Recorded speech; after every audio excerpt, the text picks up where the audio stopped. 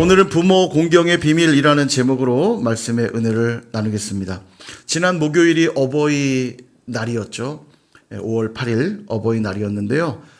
부모님들께 감사의 마음들을 표현하셨습니까? 예, 사이가 별로 안 좋으세요? 부모님께 감사의 마음들을 표현하셨을 것 같고요. 또 부모님 되시는 분들은 자녀들에게 많은 감사의 선물들 받으셨습니까? 네. 네, 보니까 전체적으로 분위기는 안 좋은 것 같습니다.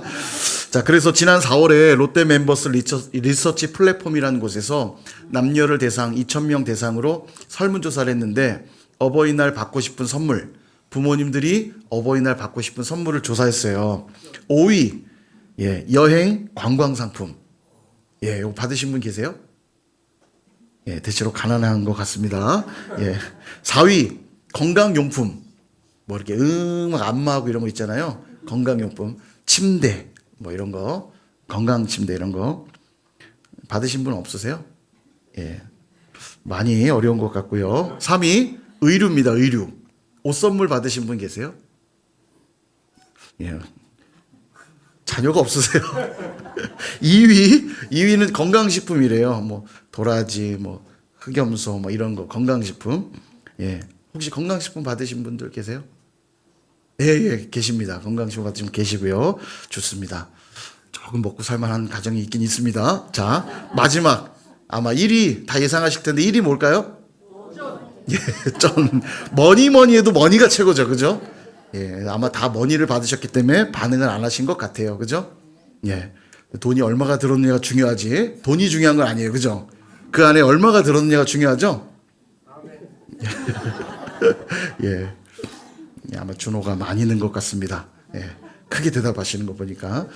돈이 생활에서 가장 필요한 것이니까 아마도 우리가 물질로 부모님께 감사의 마음을 표현하는 것 같아요. 근데 제가 한번 생각해 봤어요. 자녀된 입장에서 왜 저도 이제 물질로 식사도 물론 같이 했습니다만 이렇게 현금으로 감사의 마음을 표현했는데 자녀된 입장에서 왜 물질로 하려고 할까? 모르겠습니다. 누군가는 그게 제일 속 편하니까 그냥 그러는 거에 할지 모르겠지만 선의로 생각해서 우리가 왜 현금으로 선물을 드릴까 제가 생각해 보니까 나름 중요한 의미가 있는 것 같아요. 평생 부모님들은 자녀들을 키우기 위해서 자기의 삶을 온통 갈아 넣는 마음으로 자녀들을 위해서 한없이 투자하죠. 뒷바라지를 하는데 그 돈은 셀 수 없을 겁니다. 천문학적 금액, 살아가는 가정 형편에 대비해 보면 자녀들에게 들어가는 돈이 아마 대다수일 거예요. 그런 의미에서 이제 천문학적 금액이라고 저는 표현을 해봤는데 나는 혹시 못 먹어도 내 자녀는 먹여야 되겠고 나는 못 배워도 내 자녀는 가르쳐야 되겠고 그러니까 빚을 내서라도 자녀에게 투자하는 거 아니겠습니까? 그죠? 그리고 아깝다고 여기지 않을 겁니다. 그래서일까 아무리 봉투 안에 많은 금액을 넣는다고 해도 부모님이 자녀들을 위해 희생할 그 헌신에 비할 수 있겠습니까? 그럼에도 봉투 안에 물질을 넣으면서 그런 생각 드는 것 같아요. 부모님이 나를 위해 얼마나 많이 희생하고 섬기셨나를 봉투 안에 금액을 넣으면서 생각해 보게 되는 것 같아요. 이번에도 이제 부모님 다녀오면서 보면 이미 이제 연로하시잖아요. 일도 제대로 하시기 쉽지 않고 그런데도 보면 아들이라고 주고 손주라고 주고 보면 계산 이게 해보면 부모님이 지금도 더 많이 주시는 것 같아요. 그죠? 아니, 공감대가 이렇게 없지요. 다른 세계에 사시는 분들처럼 보면 결국 부모님이 더 주세요. 보면 연로해도 자녀에게 뭔가 더 주려고 가면은 냉장고를 잔뜩 열어놓고요. 봉지에 계속 담아주세요. 손이 부족해서 들고 갈 수 없을 만큼 뭘 요것도 가져가라 저것도 가져가라 계속. 근데 솔직히 집에 와서 사 먹어도 되고요. 집에 있는 것이기도 하지만 그게 꼭 필요해서라기보다는 부모님 마음이잖아요. 그러니까 담아주시면 고맙습니다라고 들고 오는데 그때마다 생각해요. 얼마를 봉투에 넣는다 한들 아직도 주기에 바쁜 부모님 모습 보면서 그래, 얼마나 부모님이 자녀를 향한 사랑과 희생은 얼마나 크고 귀한가 그런 것들을 생각해 보게 됩니다. 선일교회에도 우리 영적 어르신들 많이 계세요. 나이와 무관하게 오랫동안 선일교회를 섬기면서 선일교회를 위해서 기도하고 헌신했던 많은 분들이 있기에 올해가 40주년인데 선일교회가 여기까지 오지 않았는가 그런 생각들이 듭니다. 그 수고하신 많은 분들께 제가 선물을 드려야겠다 싶어요. 1위 뭐예요? 돈이잖아요. 야, 끝나고 돈 주나 보다 하실 것 같아서 빨리 말해야 돼. 돈 드린다는 건 아니고 1위는 돈, 2위는 건강식품. 그래서 제가 1위와 2위를 합친 한 방에 선물을 좀 드리고자 합니다. 자, 선물 돈 도라지와 돈 꽃다발을 이 자리에 계신 우리 많은 영적 어르신들께 드립니다. 눈으로 실컷 즐기시고 풍족하죠? 근데 희한하게 꽃은 눈에 안 들어오고 뒤에 있는 배추잎만 눈에 들어오고 또 황토색 도라지 가짜지만 저 돈 도라지 그렇습니다. 옆에 계신 분에게 정말 고맙습니다. 감사합니다. 우리 한번 인사할까요? 정말 고맙습니다. 감사합니다.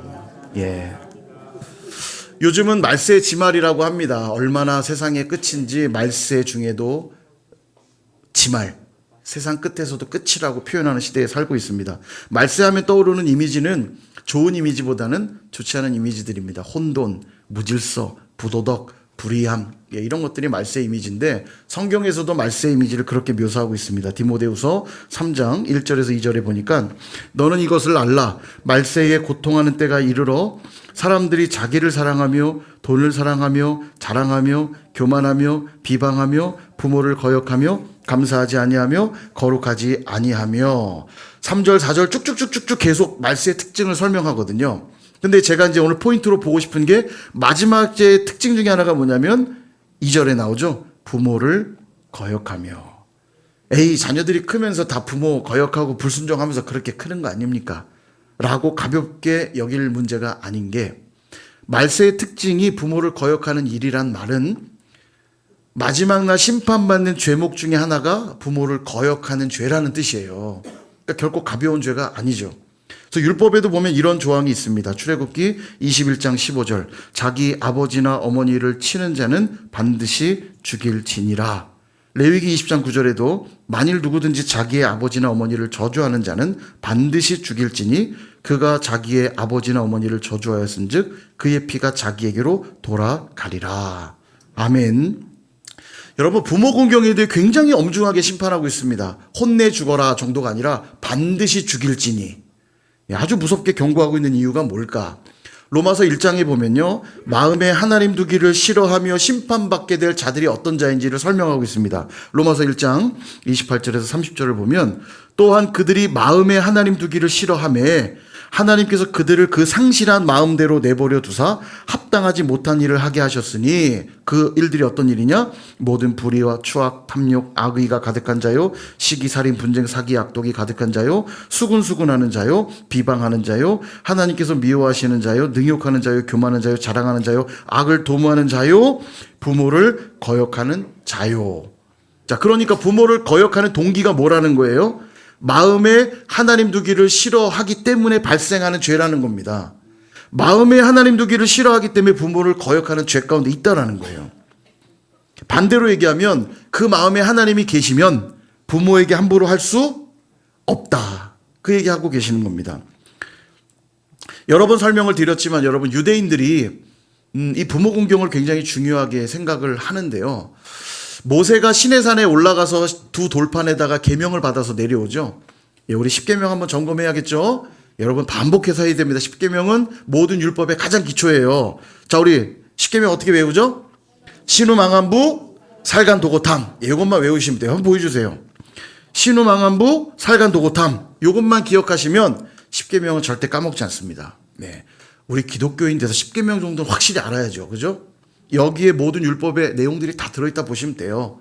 키워드만 외우시면 됩니다. 신우망한부가 뭐냐? 신은 다른 신, 우는 우상, 망은 여호와 이름을 망령되 일컫지 말라고요. 망령, 안은 안식일 거룩히 지키고, 부모는 부모 공경, 살인 말고, 간음 말고, 도둑질 말고, 거짓말 말고, 탐심은 버려라.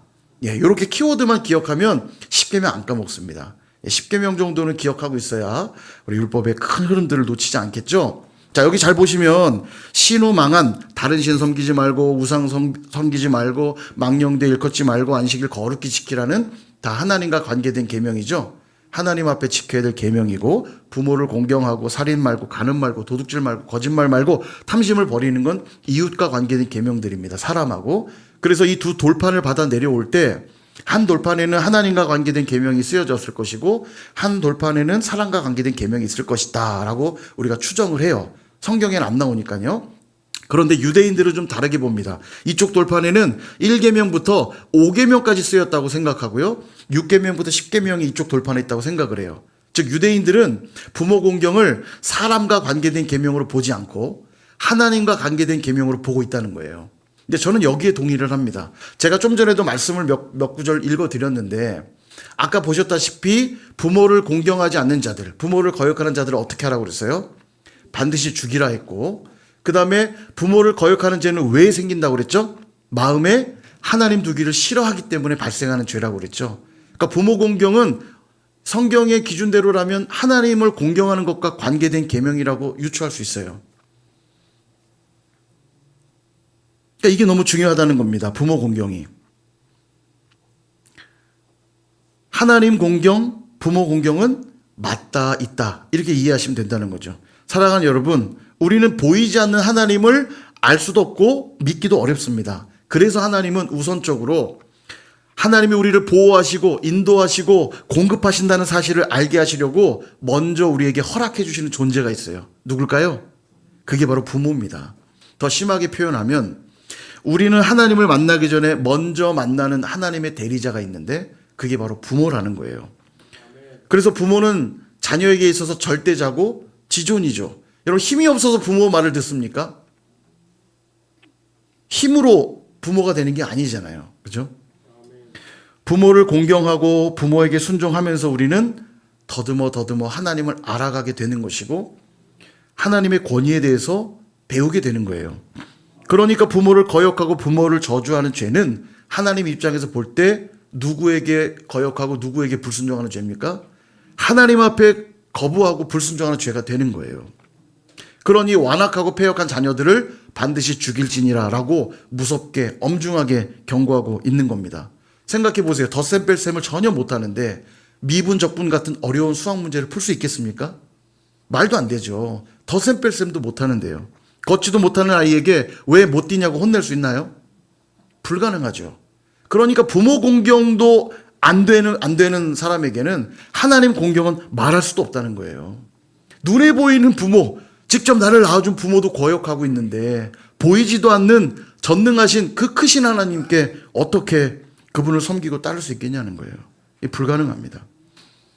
성경은 이렇게 엄중한 경고만 하고 있는 게 아니라 부모를 공경하는 자들에게 엄청난 축복도 약속하고 있어요. 볼까요? 신명기 5장 16절 너는 내 하나님 여호와께서 명령한 대로 내 부모를 공경하라. 그리하면 내 하나님 여호와가 내게 준 땅에서 내 생명이 길고 복을 누리리라. 아멘. 부모를 공경하면 어떻게 해주신대요? 준 땅에서 생명이 길고 복을 누리리라. 여러분 10계명에서 가장 첫 번째로 복을 약속하고 계신 계명이 바로 이 부모 공경에 대한 계명입니다. 참 아이러니하죠. 자, 다른 신을 섬기지 말아라. 우상 섬기지도 말아라. 여호와 이름을 망령되 일컫지 말아라. 안식일을 거룩히 지키라. 하나님과 관계된 계명이 먼저 복을 약속하는 계명일 것 같은데 여기에는 복이 약속되어 있지 않아요. 그냥 명령만 있거든요. 근데 하나님이 복을 담아두신 계명은 뭐냐면 5번째 계명. 네가 부모를 공경하면 어떻게 해주신다고요? 땅에서 너의 생명이 길 것이고 복을 누리리라. 생명이 길고 복을 누린다는 말을 그냥 한마디로 말하면 잘 되게 해주신다는 거예요. 여러분 우리 자녀들에게 가르칠 때 그렇게 하죠. 정말 중요한 일은 너 이거 하면 아빠가 뭐 해줄게. 약속 걸잖아요. 너무 중요한 일에는 반드시 약속을 걸어서라도 하게끔 만들거든요. 지금 하나님이 그러신 거예요. 다른 신 섬기지 마라. 우상 섬기자. 이거에는 약속을 하나도 걸지 않았는데 부모 공경에는 약속을 걸었다는 얘기는 부모 공경이 그만큼 중요하다는 뜻이고 바꿔 말하면 부모 공경이 되지 않으면 앞선 4개의 계명을 하나도 지킬 수 없다는 뜻이기도 한 겁니다. 그러니까 이 계명에 조건을 건 거예요. 이 계명만 너희가 지킨다면 내가 복 줄게. 부모를 공경하는 것으로부터 뭐가 가능하냐면 다른 신을 섬기지 않고 우상 섬기지 않고 여호와의 이름 망령되이 걷지 않고 안식일을 거룩히 지키는, 즉 하나님을 향한 공경과 그분을 섬기는 삶이 가능하다는 걸 가르치려고 부모 공경의 첫 번째 복을 약속하고 계신 겁니다. 그러니까 얼마나 중요한 거겠어요.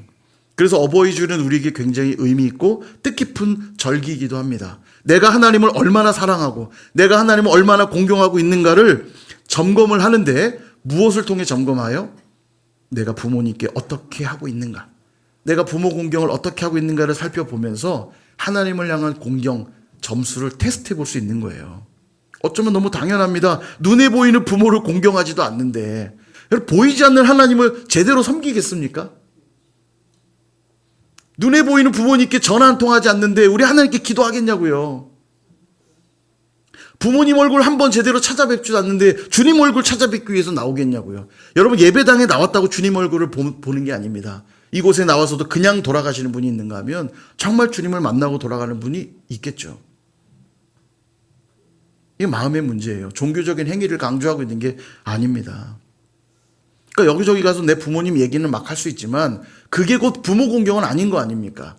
우리 부모님은 어디 고향이시고요, 우리 부모님은 이렇고 저렇고 막 얘기한다고 그래서 그게 부모 공경은 아니잖아요. 그죠? 부모님을 찾아뵙고 부모님 손 꼭 잡아드리고 안아드리고 선물도 드리고 전화도 드리고, 어떤 그런 행위들이 있을 때 그것이 부모 공경 아닙니까? 그죠? 그래서 이걸 점검하는 날이기도 한 거예요. 물론 연약한 인간들이다 보니까 부모라고 해서 다 완전하진 않아요. 실수도 있고 연약함도 있습니다. 부모님들로부터 상처도 제일 많이 받는 것 같아요. 그래서 부모님들에게 막 악감정을 가지고 살아가는 이들도 저는 참 많이 봤습니다. 그러나 부모가 되신 분들은 다 알 거예요. 부모가 되고 보니 부모가 일부러, 우리 어머니 아버지가 일부러 그런 게 아니었구나라는 거 알게 되잖아요. 단지 표현을 제대로 못했었던 것뿐이고 사랑을 바르게 드러내지 못했었던 것뿐이고, 이 세상에 어떤 부모가 자녀 망하기를 바라는 부모가 있겠습니까? 자녀가 망가지기를 바라는 부모가 있을까요? 없잖아요. 그래서 여러분, 부모 공경은 너무 중요합니다. 잘 보세요. 에베소서 6장 1절, 자녀들아 주 안에서 너희 부모에게 순종하라, 이것이 옳으니라. 아멘. 하나님이 지금 무엇을 옳다 말씀하시냐면 부모에게 순종하는 게 옳다 이렇게 말합니다. 이때 조건이 있어요. 주 안에서. 그러니까 부모가 이해되지 않을 때도 있습니다. 부모님에게 상처를 받는 경우들도 있습니다. 특별히 우리 신앙인들에게 가장 큰 어려움은 믿지 않는 부모님하고 함께 살 때 참 많이 힘들어요.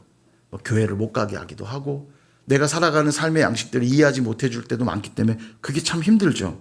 그러나 그때에도 하나님은 뭘 옳게 보시냐면 부모에게 순종하는 것. 어떻게 해요? 주 안에서. 주 안에서란 말은 주님의 이름으로, 주님을 위하여, 이런 뜻이에요. 그러니까 내가 오늘도 부모를 순종하는 이유는 그 부모님 때문이기 이전에 이것이 하나님 앞에 옳고 마땅하기 때문에 주님의 이름으로 부모를 공경하고 부모를 따르는 겁니다. 주님께 하듯 하는 거예요. 그럴 때 하나님은 어떻게 하신다고요? 옳게 보신대요. 그걸 옳다. 왜 하나님은 이런 훈련까지 하게 하실까? 여기에 믿음의 영역이 있기 때문입니다. 이게 굉장히 지금 중요해요. 우리 흔히 그러죠. 부모가 되고 나니 비로소 부모의 마음을 알게 되었다. 사실 부모가 돼야만 부모 마음은 알아요. 아무리 자녀가 많이 이해하고 싶어도 부모가 되기 전에는 알 수 없잖아요. 그래서 우린 내리사랑이란 말을 분명히 쓰는 걸 겁니다. 그냥 아래로만 내려가지 올라올 수가 없어요. 그 사랑 너무 크니까. 그렇죠? 그러다 보니까 부모와 자녀 사이에 꼭 필요한 게 뭐냐면 이 믿음의 영역이에요. 오늘도 부모님이 왜 저런 얘기하는지, 부모님이 왜 저렇게 행동하는지 다 이해할 수가 없어요. 때론 부모님의 어떤 행동들은 용납하기도 때론 힘듭니다. 근데 부모와 자녀 사이에 뭐가 필요하냐면 부모님은 나를 사랑하신다고 하는 믿음, 부모님은 나를 위하는 분이라고 하는 이 믿음, 부모와 자녀 사이에도 이 믿음이 필요하다고요. 그래야 주 안에서 공경할 수 있는 겁니다. 이게 없으니까 죽을 때까지 부모 다시 안 보는 일들이 있는 거고요.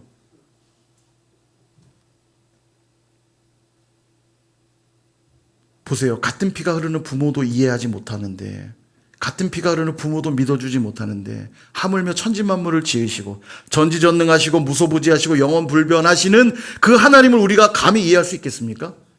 같은 피 붙인 부모님도 이해하지 못하고 믿지 못하는데 보이지 않는 하나님, 전지전능하신 크신 하나님을 우리가 이해하고 믿을 수 있겠냐고요.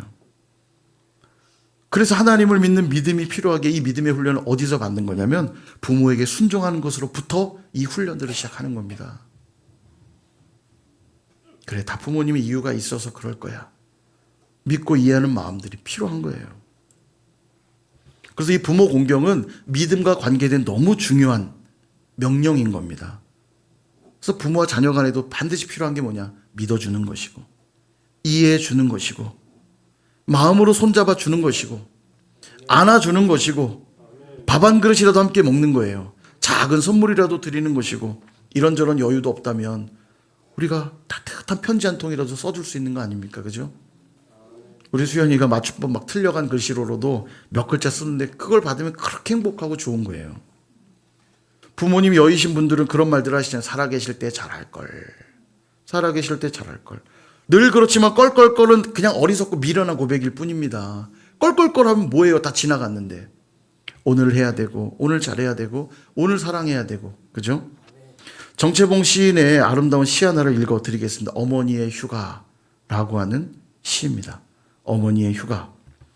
하늘나라에 가 계시는 엄마가 하루 휴가를 얻어 오신다면 아니 반나절 반 시간도 안 된다면 단 5분만 그래 5분만 온데도 나는 원이 없겠다. 얼른 엄마 품속에 들어가 엄마와 눈 맞춤하고 젖가슴을 만지고 그리고 한 번만이라도 엄마 하고 소리내어 불러보고 숨겨놓은 세상사 중 딱 한 가지 억울했던 그 일을 일러 바치고 엉엉 울겠다. 아멘. 예, 어머니 생각이 나게 하는 그런 시죠. 사랑하는 여러분, 잠언 23장 25절에 보면 이런 말씀이 있습니다. 같이 한번 읽어볼까요? 시작. 내 부모를 즐겁게 하며 너를 낳은 어미를 기쁘게 하라.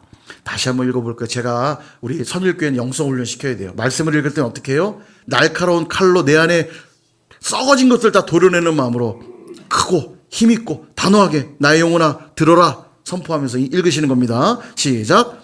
내 부모를 즐겁게 하며 너를 낳은 어미를 기쁘게 하라. 아멘. 어떻게 하면 부모를 즐겁게 하고 기쁘게 하는 걸까요? 정채봉 시인의 식구를 생각해 보면 다른 게 아닙니다. 부모님의 얼굴을 뵙는 것, 그분의 품 안에 안기는 것. 이것은 내게도 행복한 일이지만 부모도 큰 기쁨이 되는 거예요. 여러분, 어머니들이 전화해서 밥 한 끼 먹으러 와라. 밥 못 먹어 뭐 굶어 죽습니까? 어머니한테 안 가면 밥 못 먹나요? 근데 그 말은 무슨 뜻이죠? 보고 싶다는 얘기죠. 얼굴 보러 오란 얘기죠. 여기 좋은 게 있어서 내가 이거 하나 사뒀는데 이것 좀 와서 가져가라. 이거 뭐예요? 돈 주고 나도 사면 되죠. 이거 뭡니까? 얼굴 보러 와라. 그거 아닙니까?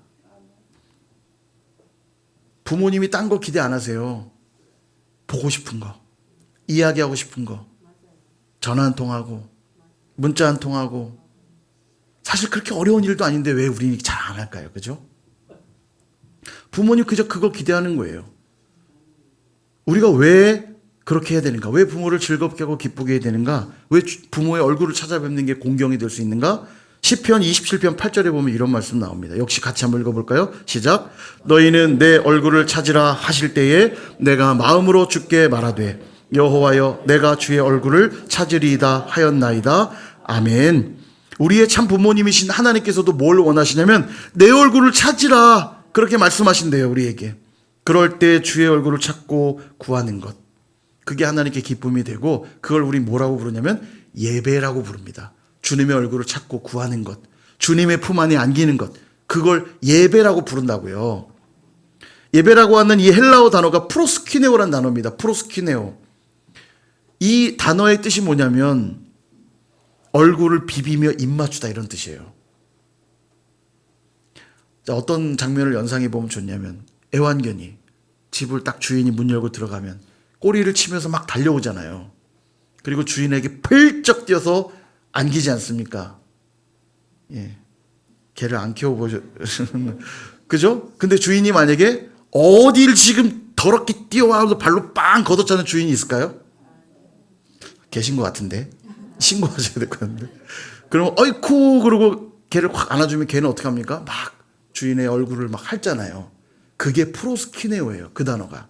너무 좋아서 달려가서 안겨서 막 입을 맞추는 그 행위. 예배가 그렇다고요. 주님의 얼굴을 간절히 찾고 구하여 주님께 달려가서 주님께 안기고 주님께 입 맞추는 것. 이게 예배고요. 그럴 때 하나님이 기뻐하신대요. 내 얼굴을 찾으라. 주님의 얼굴 찾으면 주님 기뻐하신대요. 그래서 이걸 어디서 연습한다고요? 우리 부모님께 연습하는 거예요. 주님의 얼굴을 뵙듯이 부모의 얼굴을 뵙고. 그래서 여러분, 부모님과의 관계가 다 깨진 경우들은 예배를 잘 못 드리는 분들이 종종 계세요. 하나님에 대한 이미지가 아버지에 대한 이미지로 이렇게 많이 오버랩이 돼서 하나님과 관계가 잘 안 열리는 사람들이 있습니다. 대부분은 어디서 막혀 있냐면 부모님과의 관계에 막혀 있어서 그런 경우들이 있어요. 아까 말했잖아요. 마음에 하나님이 없는 자들은 부모를 거역한다 했잖아요. 굉장히 중요합니다. 반대로 부모님과의 관계가 안 좋은데 하나님을 제대로 만난 분들은 대부분 어디로 가냐면 부모님과의 관계가 회복되는 쪽으로 갑니다. 부모를 왜 공경해야 되니 분명해지거든요. 이거 두 개는 연결되어 있어요. 분리될 수 없어요. 그러니까 부모님한테 함부로 하고 엉망인데 난 주님을 잘 믿는다고 하는 거 다 거짓말입니다. 불가능해요. 그거 안 된다고 성경이 말하고 있는 겁니다.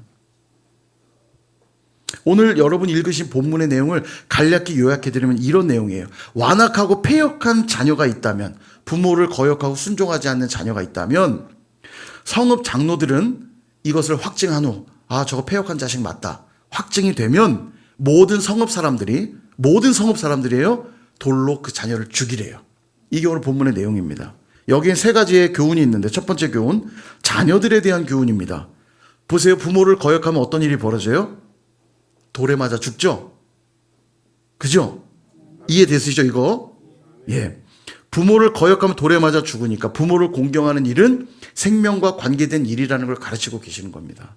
목숨 걸고 해야 될 일이라는 거예요. 해도 되고 안 해도 되는 일이 아니라 반드시 해야 될 일이다.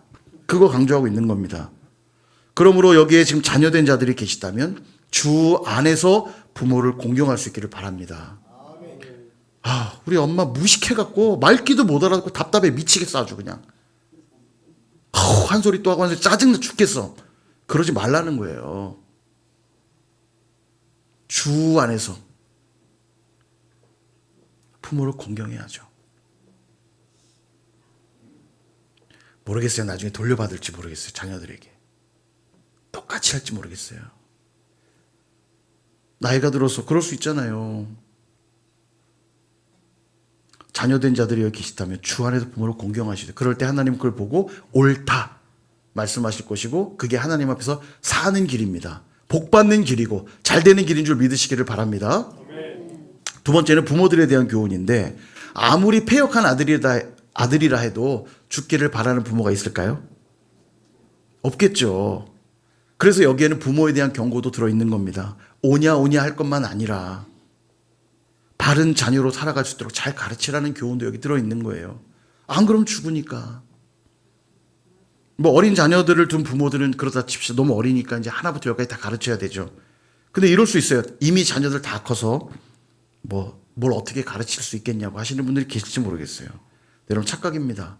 가르치는 걸 자꾸 말로 하는 거라고 생각하기 때문에 그렇게 생각하시는 거예요. 근데 여러분 말로 하는 게 아닙니다. 가르침은 삶으로 하는 거예요. 삶으로는 살지 않으면서 말로만 하니까 자녀들이 다 신앙에서 떠나는 겁니다. 자기는 예배 제대로 안 드리면서 예배 좀 드려라. 자기는 기도하지 않는데 기도 좀 해라 얘기하니까 되겠습니까 이게요? 가르침은 말로 하는 게 아니라 삶으로 하는 거예요. 삶으로 살아내면 당장은 그게 어떤 결과로 보이지 않을지 몰라도 그게 다 살이 되고 피가 되는 교육이 되는 거예요. 항상 힘든 일이 있을 때마다 주님 앞에 엎드려 기도하는 모습을 본 자녀가 정말 힘든 일이 왔을 때 어디로 가겠어요? 기도의 자리로 가게 돼 있습니다. 목숨 걸고 예배를 지켜내는 예배를 드려야 된다고 하는 엄마의 모습을 본 자녀가 예배의 소중함을 알게 되는 것이고요.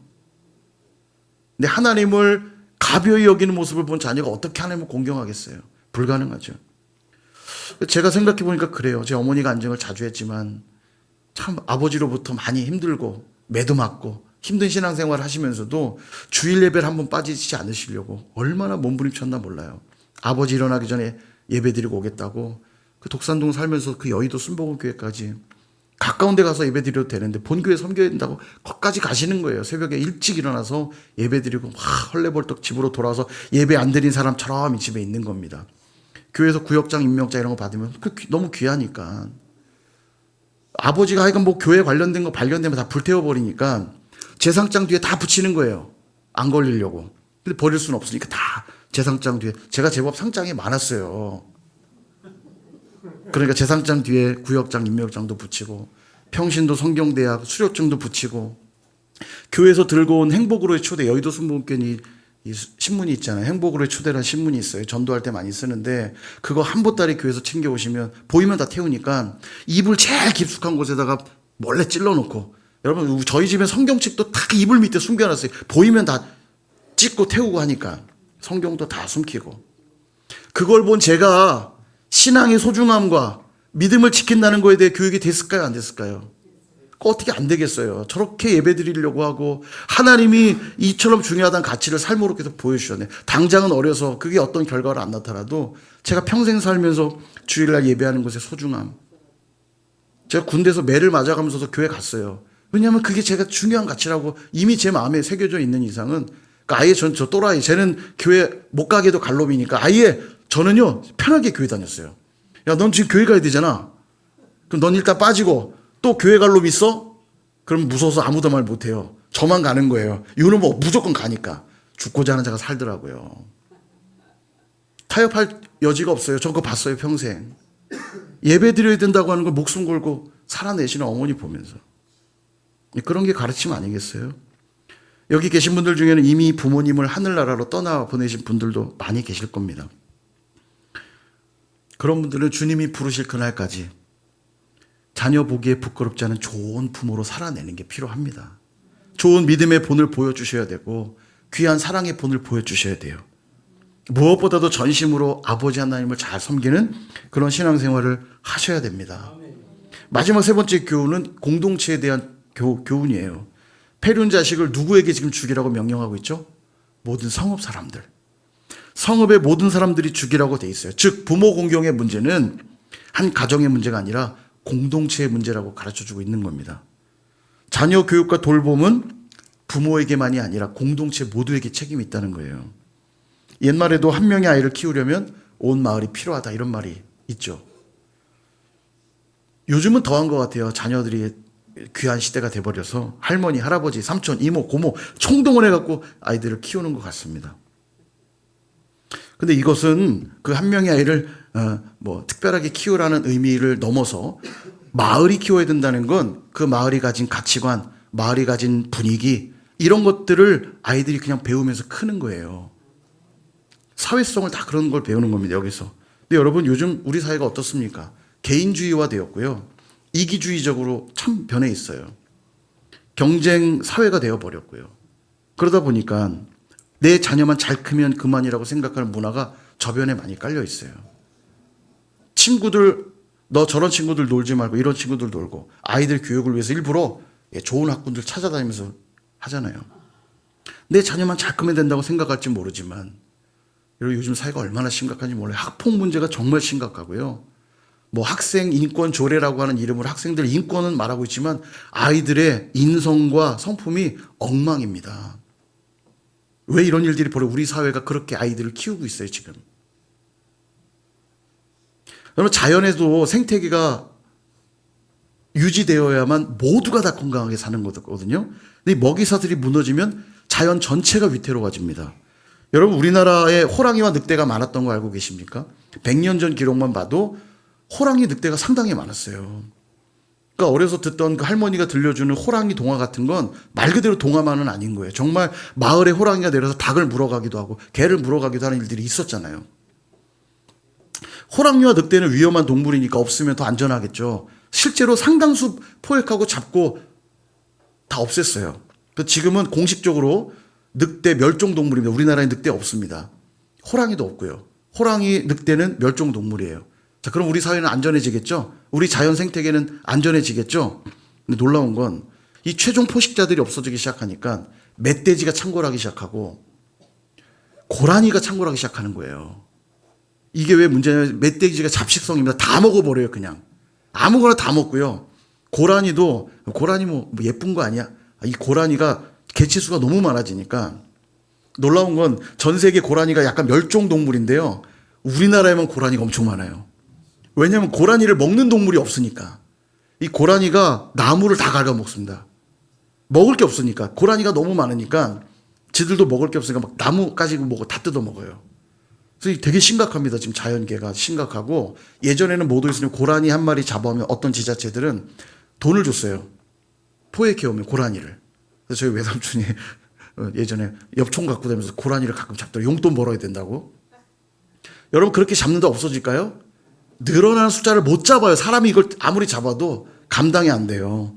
그래서 지금 나라가 뭘 하고 있냐면 늑대 복원 사업 같은 걸 하고 있습니다. 일본 동물원에 있는 한국 이 늑대 계통을 잇는 이 동물들을 찾아가지고 지금 늑대 복원 사업 같은 걸 하고 있고, 그래서 늑대 지금 기르고 있거든요. 잘 안 돼요. 근데 이게 호랑이도 마찬가지예요. 시베리아 호랑이 지금 러시아 연구팀하고 같이 조인해가지고 시베리아 호랑이 연구하고 그 호랑이들이 남쪽으로 내려올 수 있도록 하는 그 생태 연구들을 지금 계속 하고 있거든요. 그거밖에 방법이 없는 거예요. 생태계를 안전하게 복원시키는 방법이 모두가 잘 사는 겁니다. 동일합니다. 내 자녀만 공부 열심히 하고 내 자녀만 좋은 옷 입고 잘 크면 성공하는 게 아니에요. 그 옆에 있는 함께 커가는 다른 자녀들이 같이 성장하고 같이 자라가야 내 자녀가 더 잘 되는 거라고요. 부자가 돈을 많이 벌어 좋을 것 같지만, 여러분 왜 복지 사업들을 하냐면 부자가 많이 벌면 계속 경제가 돌아가려면 누군가 돈을 써야 될 거 아닙니까? 그러니까 복지 사업을 통해 돈을 많이 번 분들에게 세금을 많이 거두면 복지 사업을 통해 가난한 자들에게 나눠주면 그들이 또 돈을 쓰니까 경제는 돌아가고. 근데 여러분 이런 생각하는 분이 있어요. 아니 내가 번 돈으로 왜 펑펑 나눠주냐. 되게 어리석은 생각이에요. 돈이 있어야 쓸 거 아닙니까? 제가 작은 게임을 하나 해봐도 부루마블 같은 게임을 해도요. 한 사람이 막 독식하잖아요. 게임은 그냥 거기서 끝나요. 걸려도 줄 돈이 없어요. 이게 걸려도. 건물비를 내야 되는데. 그럼 어떻게 돈을 나눠줘야 돼요. 그래 내가 뭐 돈 줄게, 빌려줄게. 돈을 줘야 그 다음 걸리면 또 줄 거 아닙니까? 이게 그래요. 경제 원리도 그래요. 우리 사회가 그렇습니다. 내 자녀만 잘 되면 되는 게 아니라 모두가 잘 돼야 내 자녀도 잘 되는 거예요. 그래서 우리 선일교회는 아이들은 누가 키우는 거냐면 우리가 키우는 겁니다. 그 부모들만 이렇게 해서 되는 게 아니라 우리가 함께 믿음의 본을 보이고 그들을 위해 기도하고 축복하면서 함께 키워나갈 때 그 아이들만 복되는 게 아니라 우리 공동체 모두가 축복된 삶을 누리는 거예요. 바라기는 어버이 주일을 보내면서 자녀들에게, 어버이들에게 또 공동체에게 주시는 이 준엄한 교훈들을 여러분 기억하시고 오늘 당장부터 실천하실 수 있기를 축복합니다. 그러면 너희가 이 땅에서 잘되고 장수하리라, 복을 누리리라. 이 약속들을 우리가 누리게 될 줄로 믿습니다. 이 약속 다 받아 누리시는 저와 여러분, 또 우리 선일교회 공동체가 되시기를 주님의 이름으로 축원합니다.